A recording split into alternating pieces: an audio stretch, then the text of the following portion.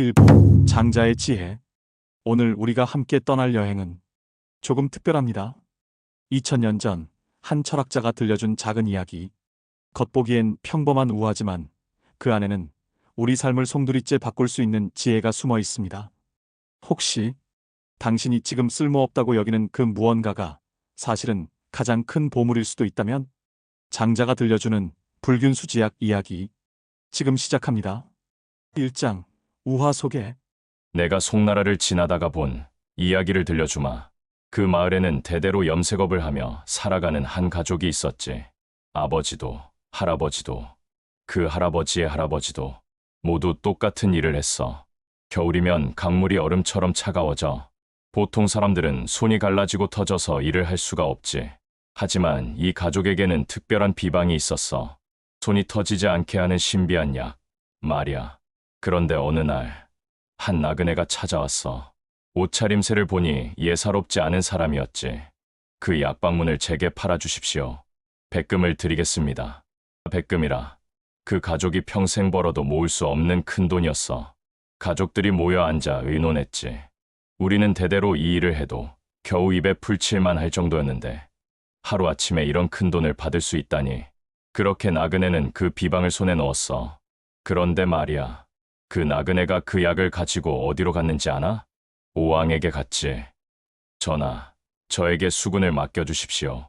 월나라와의 수전에서 반드시 승리시켜 드리겠습니다. 때마침 월나라와 전쟁이 벌어졌어. 한겨울, 차디찬 강물에서 벌어진 싸움이었지. 월나라 군사들은 추위에 떨며 제대로 싸울 수가 없었어. 하지만 오나라 군사들은 그 비방 덕분에 손이 터지지 않았지. 끝까지 칼을 쥘 수 있었고 대승을 거뒀어. 오왕은 그 나그네에게 큰 영지를 봉해주었단다.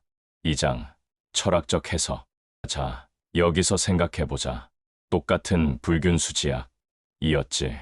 송나라 사람들에게는 그저 겨울철 일거리를 위한 도구였어. 대대로 써왔지만 그들의 삶은 크게 달라지지 않았지.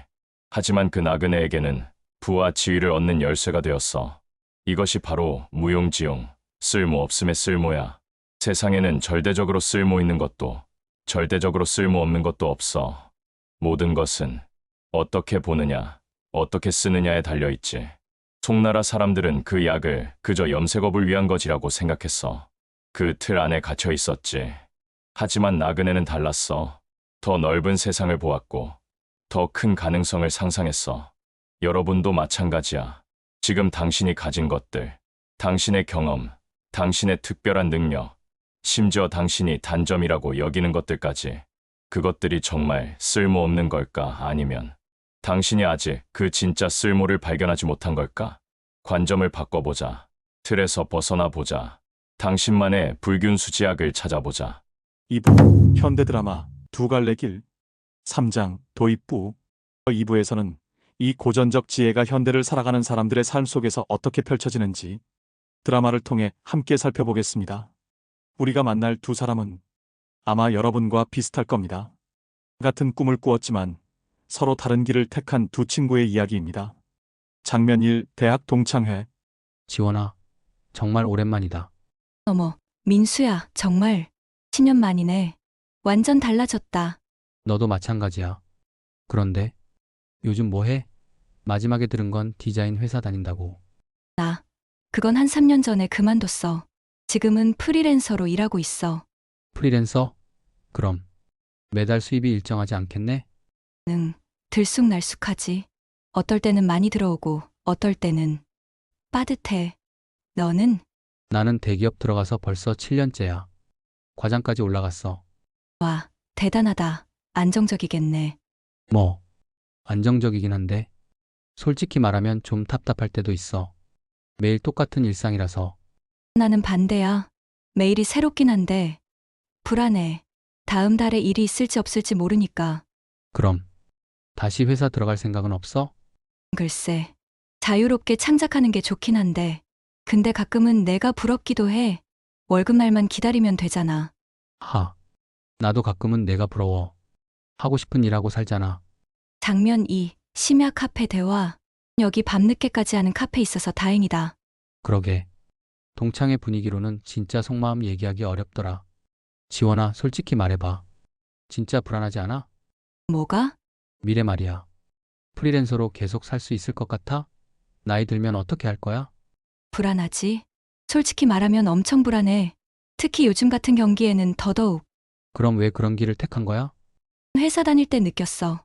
내가 정말 하고 싶은 건 이게 아니구나. 매일 아침 일어나는 게 고역이더라고. 오히려 내가 묻고 싶어. 민수야, 너는 진짜 행복해? 행복? 그게 뭔 뜻이야? 매일 아침 일어날 때 오늘도 재미있게 일해보자 이런 생각해. 안 해. 솔직히 말하면 그냥 해야 하니까 하는 거지. 월급 받으려고. 그럼 너도 불행한 거 아니야? 불행은 아니지만 그렇다고 행복하다고 말하기도 애매해. 그냥 안전하다고 해야 하나? 우리 참 웃기다. 너는 내 자유로움을 부러워하고 나는 너의 안정을 부러워하고. 그게 인생인가 봐. 남의 떡이 더 커 보이고. 그런데 말이야. 정답이 있을까? 어떻게 사는 게 맞는 걸까? 글쎄, 나도 모르겠어. 요즘 계속 고민하고 있어. 장면 3, 6개월 후 재회. 지원아, 축하해. 개인전 열다니 정말 대단하다. 고마워. 민수야. 와줘서 정말 고마워. 그런데 너 얼굴이 좀 어둡네. 아, 회사에서 구조조정이 있었어. 우리 부서가 통째로 없어졌어. 정말. 그럼 지금 퇴직금 받고 나왔지. 다행히 3개월치는 나와서. 그래도 당분간은 괜찮을 것 같아. 민수야. 괜찮아? 괜찮다기보다는 묘해. 처음엔 하늘이 무너지는 것 같았는데 며칠 지나니까 좀 후련하기도 하고. 후련해? 응. 사실 그 회사 다니면서 계속 답답했거든. 근데 안정적이라서 그만둘 용기는 안 났어. 그런데 이렇게 되고 보니까. 새로운 시작의 기회일 수도 있겠네. 그러게. 그런데 너는 정말 달라졌다. 6개월 전에 봤을 때랑 완전히 다른 사람 같아. 어떻게? 자신감? 여유? 뭔가 확신에 찬 모습이야. 그게 이번에 큰 프로젝트 하나를 성공시켰거든. 그동안 계속 쌓아온 작업들이 인정받기 시작한 거야. 정말? 어떤 프로젝트?